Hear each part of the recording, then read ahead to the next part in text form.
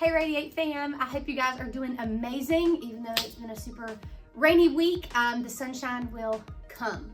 So just wanted to let you know there's a great way that you guys can stay connected. Some of you are already on it, but we have a Textedly. So you can text to the number 33222 and text Radi8, R-A-D-I, and then number 8. If you're not already on that, you definitely want to jump on so you can get messages about everything going on with Radi8. So make sure that you do that. Your parents can also do it as well. You do have 2 Compassion students that we are still supporting, so don't forget about those. We have a little boy and a little girl. Remember, one is from Haiti and one is from Guatemala. So my challenge for you this week is when you are in your prayer time or your quiet time, or just as you're maybe just hanging out or driving down the road and you have a little bit of an opportunity, just say a prayer for those students and for their countries, just that they would be able to stay healthy and that their families would stay healthy and they would be able to enjoy life and hearing the gospel message as they are hopefully also being able to go to the church and to school as well. We have a super cool thing coming up that we are going to do for the next couple of weeks as our seniors are starting to wrap up their time in school and graduate. So what we are going to do now is shoot it over to Avery for a senior spotlight. All right, hey guys, welcome to Radi8 Online. I am here with Braxton and what's up? Do a little senior spotlight. So Braxton, you have been in Radi8 for how long now? A couple years? A couple years. Cool. And you've always blown me away because even though you've only been here for a little while and you weren't here since like middle school or your family hasn't been coming to Hope for a long time, you've gotten involved right away. So what's been the highlight of your time at Radi8? I'm interested to see, since you're so involved and you're such a cheerleader for Radi8, what has been your highlight? My highlight for Radi8 has definitely been, I've just really learned how to love people. And for me, like with me being able, I feel like I'm really good at talking to people, but Radi8 has shown me what it's like to build community, because none of us are the same. Like if you walk into our youth group, it's not like we all come from the same place. Like we're all different. And so for me, like I've learned a lot about a variety of people and how to love and be like intentional with everybody. So over the past, I think it's been almost 2 years, I've learned like even to let like my light shine, but also like everyone else's light shine, because no light be light, but also what it's like to love everybody despite how we shine differently. Cool. That's awesome. So this year, your senior year, it's ended a little crazy with all the coronavirus stuff. But knowing you're probably able to look at the season and still see God working and moving. So what's God been teaching you in this season of coronavirus, of quarantine? Well, definitely like the biggest thing is patience, because I've been so anxious. Like we still don't know if we're going to graduate, but I'm like having the Lord just saying like, Braxton, just be patient, because I want to know what we're going to do for graduation. I want to know when we're going to be back at church, like all those things. It doesn't really bother me that I have to stay and not go places as much. It just bothers me that I don't know what's going to happen. So the Lord's really shown me to be slow to speak and just fast to let him overflow, I guess, because a lot of times I'm just like get frustrated and I don't let God, I guess, show me what's going on. But since I've been able to slow down, he's taught me, like it's bigger. What I'm doing right now is bigger than not like I'm not trying to like discount the graduation thing, but it's bigger than your high school graduation. Like, yeah, it's affected everybody. True. So. That's so good. That's awesome. There's a lot of people coming up behind you who are just getting into Radi8 for the first time, 6th graders who are going to be coming in next year, middle schoolers who are moving into high school, freshmen, sophomores who are moving up into upper years of high school. If you could give some advice to those coming up behind you, what would it be? Oh, just hold on to who you are and like stick with it, because you're going to fit in, like regardless of. I think that's the thing about Radi8, like I said, is that everyone's so different that I think we do have like our really close group of friends, but also at the same time, like you are who you are and you're going to fit in. Like if you know Avery and Austin, like they're 2 bipolar opposites, but they're just who they are and it works.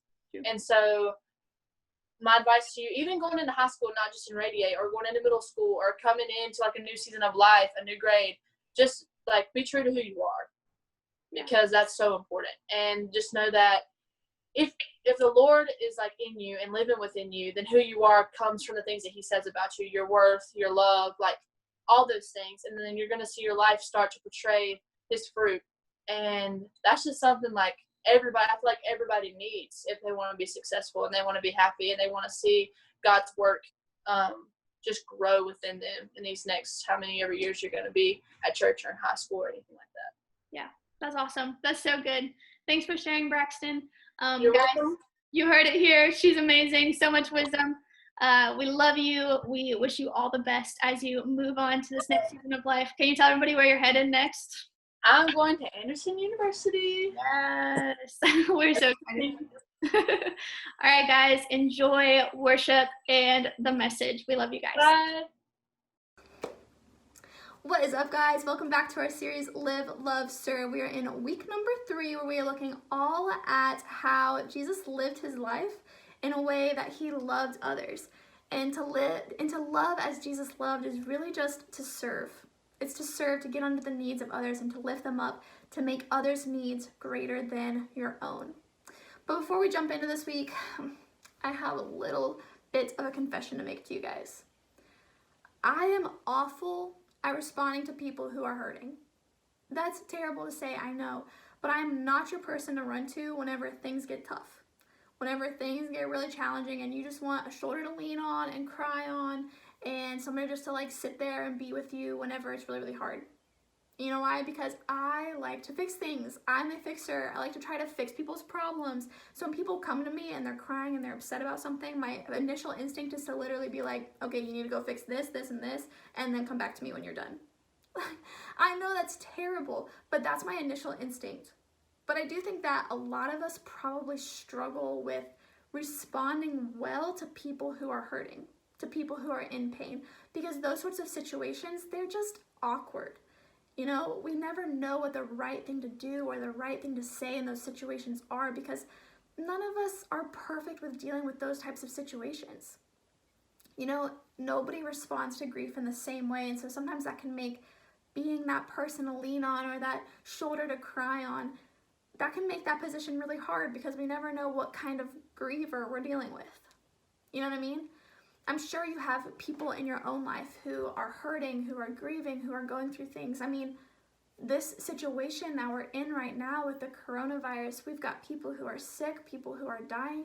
We've got family members who are losing other family members. We've got people who have lost their jobs, people whose family, like a family member has lost their jobs, people who are being overworked. We've got people anxious and lonely because they're at home all the time, people who are becoming more and more depressed. People who have committed suicide, families who have lost people to suicide, you name it, across the board. People are hurting. People are going through some stuff right now. And I'm sure you have people in your close circle that you know who are going through these types of things. Even if you yourself aren't necessarily going through something like this, I'm sure you know at least one person who is. But guys, I believe that we can represent Jesus to these types of people. To hurting people. In fact, I believe that these are the moments whenever people can see the clearest glimpse of who Jesus is. Because Jesus is present in the pain. Jesus is a comforter. Right? Those of you who know Jesus know this to be true, that Jesus is the greatest comfort that you can have, that Jesus will bring joy even in the most joyless types of situations. And so it's in these moments when we can be imitators of Christ, when we can represent Christ in these sorts of situations where people get a glimpse of Jesus. Well, why are we to even try to be like Jesus? Well, the Bible says that we ought to be imitators of Christ, that we are God's plan, that we are Jesus's plan to bring people into a right relationship with God. Through our living our lives in such a way that glorifies God and puts a picture on display of who Jesus is, that is what brings people into a loving relationship with Jesus, which you should know is one of the best relationships that you can invest in, right? Amen. So today, coming back to this main idea, if we can represent Jesus among those who are hurting, among those who are hurting. And I love the scripture for this very reason, that when we are faced with situations where we don't always know how to act, we don't always know exactly what to say or what to do, and yet we know that we're called to imitate Christ in every moment, in every day, in every single situation. What does it look like to represent Jesus with hurting people? Well, we can turn to scripture for this. You know, the Gospels, Matthew, Mark, Luke, and John, it gives 4 separate accounts, 4 different writers telling the story of Jesus' life, of Jesus' death and resurrection, and then later ascension. You know, it gives this whole story of Jesus' life. And so in John chapter 11, we see how Jesus responds to people who are hurting. You know, you might be familiar with this story, or you might be familiar with the characters in the story. This is a story about Lazarus, Mary, and Martha, 3 of Jesus' closest friends. And so I'm going to kind of skip around here at the beginning and then kind of jump to the bulk of the middle part, wherever Jesus runs into Mary and Martha, who are really, really hurting, in order to look at, you know, how does Jesus respond to people who are hurting? And then we'll pull out some main points. So it's going to be a little bit of scripture for a while, but bear with me. It's going to be good. I promise you that. So it starts out with describing Lazarus as being really, really sick.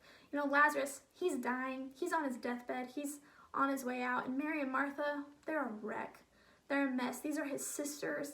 They're about to lose their brother, probably the person that they look up to the most, you know? And so they're just an absolute mess. And Jesus, their friend, isn't anywhere close to them. He doesn't even know what's going on. So Mary and Martha, they send for Jesus saying, "Lord, he whom you love is ill." You know, they had such a relationship with Jesus where they knew Jesus' character, and they knew that Jesus would come and comfort them how they needed, that he would come and deal with the situation as needed to fit without them having to ask. If he would just know, he would show up. He would be there.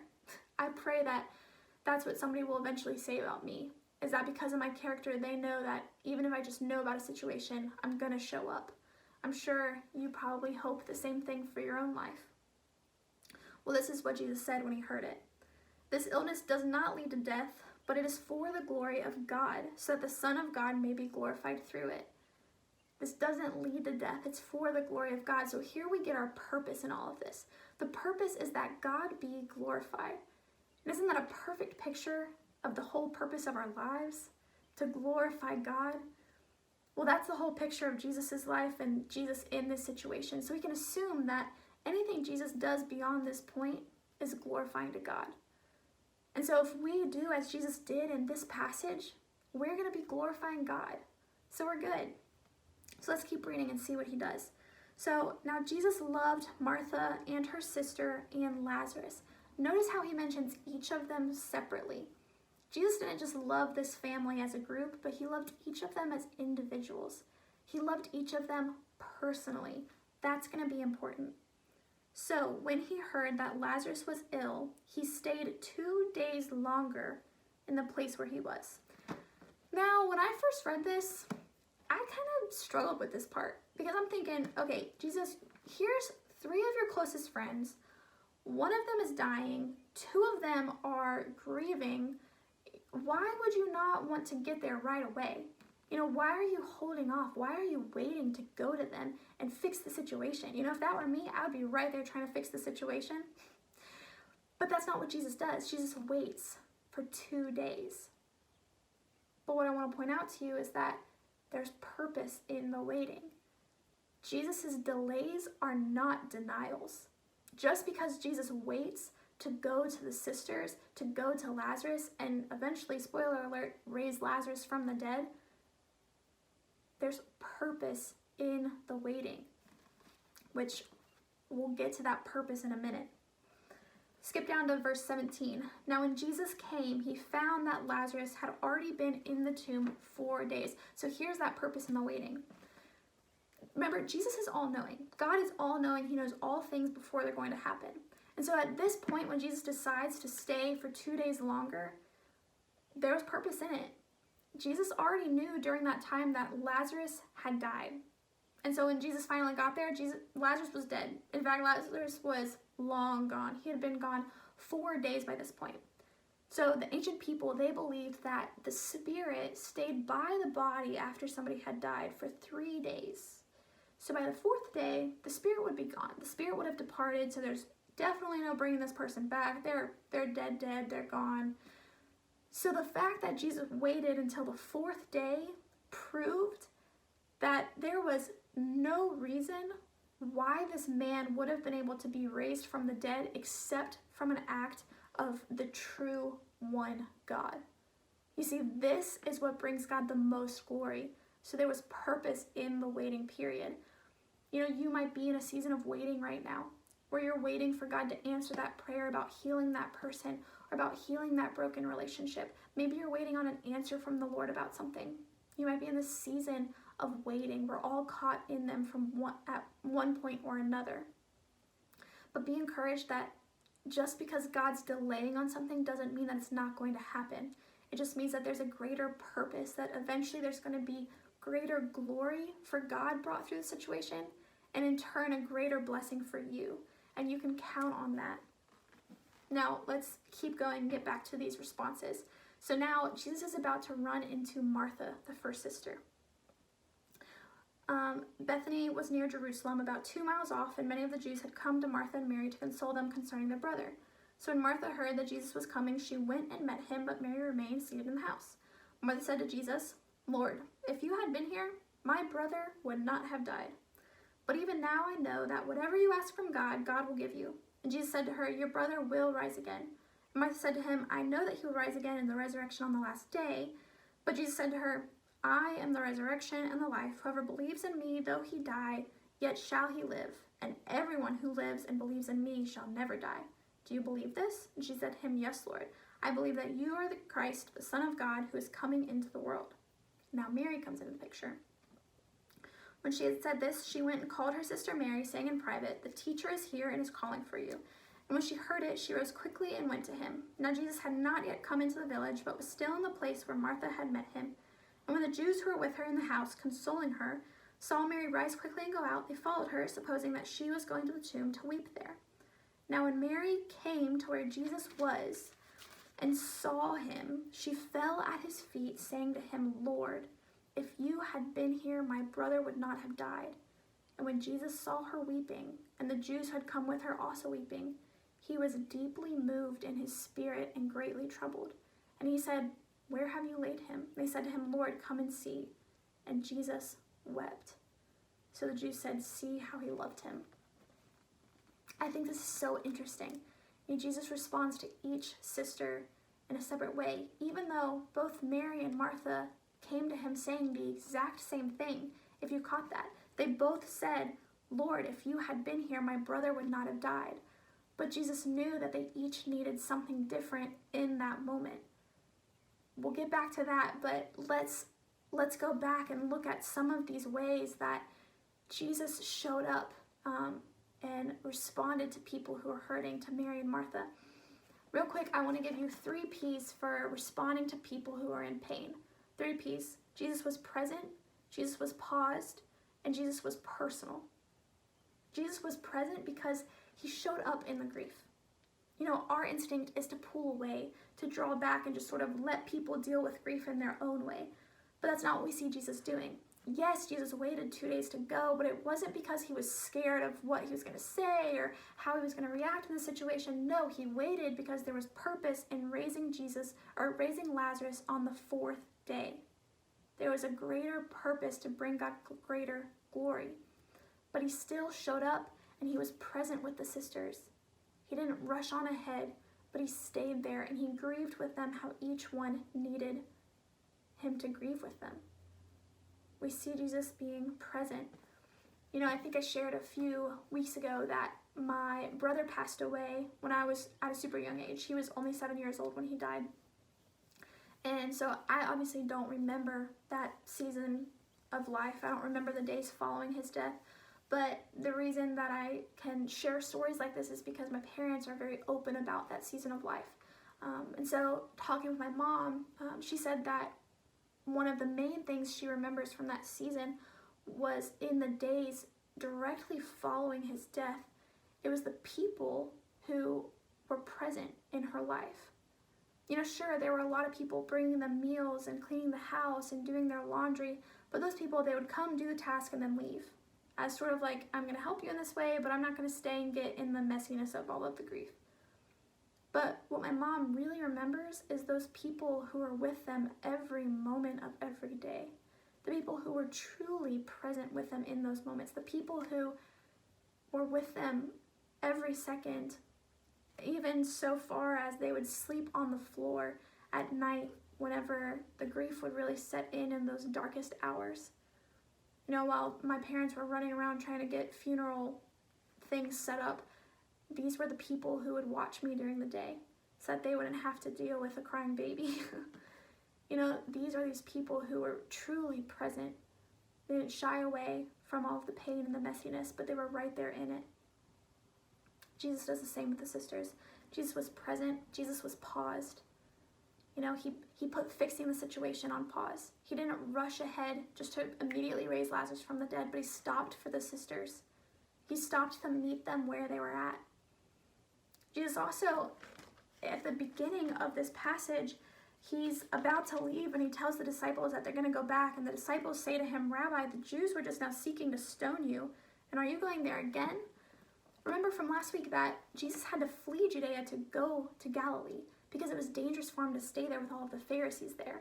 So going back to Judea, where the sisters are and where Lazarus had just died, it would be dangerous for Jesus. But Jesus was able to put all of that on pause and just focus on the sisters and their hurt and their pain. And just focus on the situation and be truly present. He was able to put all of it on pause because their pain became the most important thing in his life. Jesus was present, Jesus was paused, and Jesus was personal. And I just mentioned that the thing I love most about the story is that Jesus responds to each sister in a different way. And when I first read this, I got to the part where Jesus responds to Mary, and I thought, you know, why would Jesus weep with Mary and not Martha? Did Jesus love Mary more? But I don't think that's necessarily it. I think Jesus responded to Mary by weeping because that's what she needed in that moment. Whereas Martha didn't need that. Martha needed this more intellectual type of response where Jesus talked about resurrection and life and faith and belief. Martha was seeking answer and assurance and those sorts of things that come from more of an intellectual type of conversation. Whereas Mary, she needed an emotional response from Jesus. She just needed Jesus to sit there in that moment and to weep with her, to be with her, to respond emotionally. I love that Jesus knows each of us so well that he also knows exactly what we need when we need it. He knows how he should respond to us whenever we're hurting in the way that is particular to us. And he meets us there. He meets us there. And so we're to do the same. You know, those people that are in your close circle, do you know them well enough to where when disaster hits, when chaos ensues, are you going to know exactly what they need when they need it? Or do you not know them that well? Have you not invested in that relationship to the extent which Jesus invested in his relationships? That's a step. That's something we all ought to be doing, is investing in the relationships of those who we're closest with. Just a little side note really quick. It's okay to grieve differently. A few weeks ago, my grandpa passed away, and it hit me in a way that was a lot different than how it hit my sister. And I really struggled comparing myself to how she was grieving and how I was grieving. And to me, how I was grieving wasn't right. It wasn't the right way to process through those types of emotions. But God really taught me through that season of my life that, and still through this ongoing season of my life, that it's okay to process things differently. It's okay to respond to hard situations like death, like hardship, whatever that is, in different ways. And what's better is that God's going to meet you there. God doesn't expect you to grieve in a certain way. God just meets you where you are. And so I pray that we as God's people will meet the people around us where they are, that will show up in a way that they need it, that's particular to them and their circumstance, to their needs and their emotions, instead of expecting one way of grief from everybody. So Jesus was present, he was paused, and he was personal. And I think this is a great model for how we ought to respond to people who are hurting, who are in pain. So who are those people that God has brought to your mind who are going through something right now? Whether that's a loss, like somebody dying in the family, or whatever that loss may be, whether it's something as simple as just anxieties in this season, whatever that is. How is God leading you to show them a glimpse of Jesus by loving them in this situation, by serving them in this situation, by showing up and being truly present, by putting everything on pause, including fixing their situation, and by showing up in a personal way that's particular to how they need you to show up right now? How is God leading you to do that? The same way that you're led to do that, God does that for you. God is present with you in your pain. God is paused. He puts everything else on paused. And he's personal with you. He responds to you exactly in the way that you need it. So let your love and your willingness to show up in the lives of those hurting around you be an overflow of what Jesus does for you, of how Jesus shows up in your life. And I promise it will bring God the greatest glory, and it will give you the greatest blessing in your life.